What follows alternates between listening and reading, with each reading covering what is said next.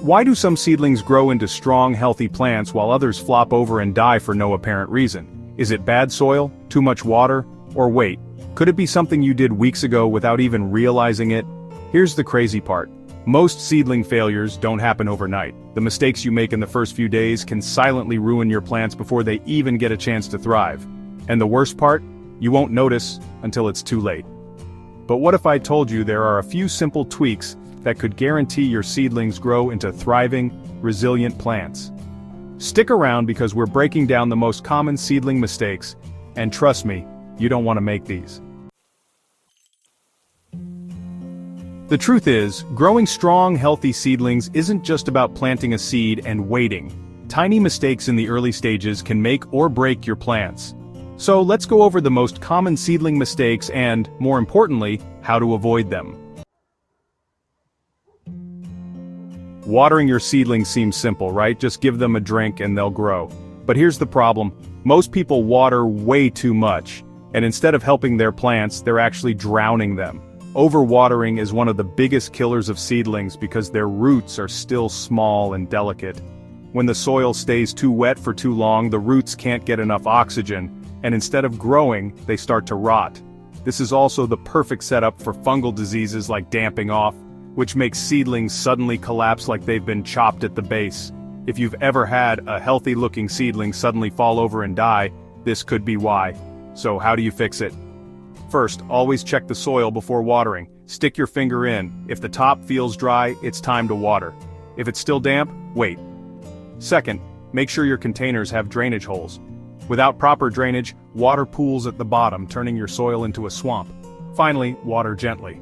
A spray bottle or bottom watering method works best to keep the soil evenly moist without overdoing it. If overwatering is like drowning your seedlings, then underwatering is like leaving them stranded in a desert. And the worst part? By the time you see the damage, it might already be too late. Seedlings have tiny, fragile roots that dry out fast. Unlike mature plants, they don't have deep root systems to search for moisture, so they rely entirely on the top layer of soil staying consistently moist. If they don't get enough water, their growth slows down, their leaves start curling or turning yellow, and eventually, they wilt and die. Sometimes you'll even see the soil pulling away from the sides of the container. That's a clear sign it's too dry. So how do you prevent this? First, check the soil daily. If the top feels dry to the touch, it's time to water. Second, water gently and evenly. A light misting or bottom watering, placing the tray in water so the soil absorbs moisture from below, works best. Third, create a humid environment. Covering your seed tray with plastic wrap or a humidity dome helps keep moisture levels steady. Seedlings can't survive without water, but the key is balance. Keep them hydrated but never soaked or bone dry. Ever noticed your seedlings stretching toward the light, growing tall and flimsy instead of strong and sturdy? That's what happens when they don't get enough light. They become leggy, weak, and prone to falling over, which means they won't survive once transplanted. Seedlings need intense, direct light to develop strong stems and healthy leaves. If they don't get it, they panic. Their instinct is to stretch toward the nearest light source, which leads to thin, spindly growth. A weak stem means your plant won't be able to support itself, making it vulnerable to breaking or bending under its own weight. So how do you fix this? First, give them at least 12 to 16 hours of bright light daily. A sunny windowsill might not be enough, especially in winter, so consider using grow lights. Second, position your grow lights 2 to 3 inches above the seedlings. If they're too far away, seedlings will still stretch for light. Third, rotate your seedlings if using natural light. This prevents them from leaning too much in one direction. Seedlings don't just need light, they need the right kind of light. Keep it bright, keep it close, and you'll grow strong, healthy plants. Did you know that where you place your seeds in the soil can determine whether they thrive or never sprout at all? It sounds like a small detail, but planting seeds too deep or too shallow is one of the biggest mistakes beginners make. So what happens if you plant too deep? The seedling has to work extra hard to reach the surface. Some seeds simply don't have the energy to make it that far, so they rot underground instead of sprouting. Even if they do break through, they might be weak and struggle to grow properly. And what if you plant too shallow? The seed might dry out before it even gets a chance to germinate. Plus, It could be washed away by watering or blown away by the wind before it ever gets established. So how deep should you plant your seeds? A general rule: plant them 2 to 3 times as deep as their size. Tiny seeds like lettuce or basil need only a light sprinkle of soil, while larger seeds like beans or peas can go deeper. Always check the seed packet for specific depth recommendations. Get it right, and you'll have strong, healthy seedlings breaking through in no time. It's tough, isn't it? You plant your seeds, they all sprout, and now you have a little forest of baby plants. It feels wrong to pull out perfectly healthy seedlings, so you let them all grow together. But here's the truth: not thinning your seedlings is one of the worst mistakes you can make. When seedlings grow too close together, they start fighting for space, water, nutrients, and light. Instead of one strong plant, you end up with a bunch of weak, spindly ones that can't reach their full potential. They get tangled, airflow decreases, and guess what? That's the perfect setup for diseases like mold and damping off. So how do you thin without guilt? Simple: be ruthless. Once your seedlings have a couple of leaves, choose the strongest one in each group and snip the extras at the base with scissors. Don't yank them out, this can disturb the roots of the one you want to keep. Still struggling with the idea? Think of it this way: thinning isn't killing plants, it's giving the strongest ones a real chance to survive. The result? Healthier, hardier plants that will actually thrive. Soil is just soil, right? Wrong. Using the wrong type of soil for seedlings is like making a baby eat steak. It's just too much for them to handle. Many beginners scoop up garden soil, throw it in a pot, and expect their seedlings to thrive. But here's the problem: garden soil is too heavy, too dense, and often full of bacteria, fungi, or pests that can kill delicate seedlings before they even get started. Seedlings have tiny, fragile roots that need light, fluffy, and well-draining soil to grow properly. That's why seed starting mix is the best choice. It's specifically designed to retain moisture while staying aerated, allowing roots to spread easily without being suffocated. Plus, it's usually free from harmful pathogens that could cause disease. So what's the difference between garden soil and seed starting mix? Garden soil is rich and dense, great for established plants, but not for delicate seedlings. Seed starting mix, on the other hand, is lighter, often containing materials like peat moss, perlite, and vermiculite to help seedlings develop strong, healthy roots. Bottom line: if you want strong seedlings, start with the right soil. Give them the best foundation and they'll reward you with healthy growth. Imagine living in a cozy, climate-controlled house your entire life and then, bam! You're suddenly dropped into a harsh, windy desert. You'd struggle, right? Well, that's exactly how seedlings feel when they go straight from your indoor setup to the great outdoors without hardening off. Hardening off is the gradual process of acclimating seedlings to outdoor conditions like sunlight, wind, and fluctuating temperatures. If you skip this step, your plants go into shock.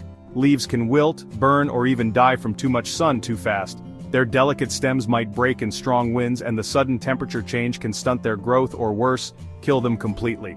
So how do you do it properly? Start slow. About a week before transplanting, take your seedlings outside for just an hour a day in a shaded, wind-protected spot. Each day, increase their time outside and gradually expose them to more sunlight and wind. By day 7 to 10, they'll be tough enough to handle full outdoor conditions. Skipping hardening off is one of the quickest ways to ruin weeks of careful seedling care. Take it slow, let them adjust, and they'll be ready to thrive in your garden. When it comes to feeding seedlings, more is not better. Timing is everything. Many gardeners think giving their seedlings fertilizer right away will make them grow faster and stronger. But here's the truth: feeding too soon can do more harm than good. New seedlings don't need extra nutrients right away because they already have everything they need inside the seed itself. The first leaves they produce, called cotyledons, act as a built-in food source. Adding fertilizer too early can overwhelm these fragile plants, leading to fertilizer burn, stunted growth, or even death. So, when should you start fertilizing? Wait until your seedlings develop their first set of true leaves, the second pair of leaves that grow after the cotyledons. Even then, use a diluted half-strength fertilizer to avoid shocking the young roots. A gentle liquid fertilizer like fish emulsion or seaweed extract is a great option. Overfeeding is just as dangerous as underfeeding, so take it slow. Seedlings grow best with a gentle, steady approach, not an all-you-can-eat buffet of nutrients. Get the timing right. and you'll set them up for strong, healthy growth without the risk of damage. Have you ever tried moving into a new house before it was fully built? No doors, no floors, just chaos. That's exactly what happens when you transplant seedlings before their roots are ready. They simply can't handle the move. Seedlings need strong, well-developed root systems before they can thrive in a new environment. Transplanting too early can cause major stress, stunt their growth, or even kill them. Why? Because young roots are delicate and easily damaged. If they haven't had time to establish, they struggle to take up water and nutrients in their new home. So how do you know when it's time to transplant? Check the roots.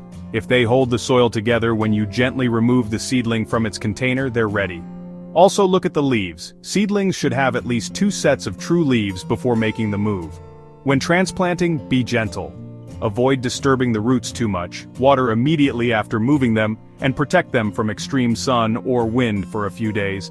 Rushing this process can set your plants back weeks, while waiting just a little longer can make all the difference in their survival.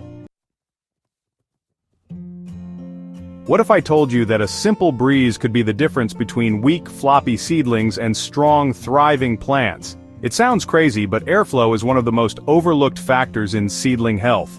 Without proper airflow, seedlings grow tall, spindly, and weak. Why? Because they aren't exposed to the natural forces that help them develop strong stems. In the wild, plants constantly face wind, which encourages them to grow sturdier. Indoors, without any movement, seedlings become fragile and prone to collapsing once transplanted outside.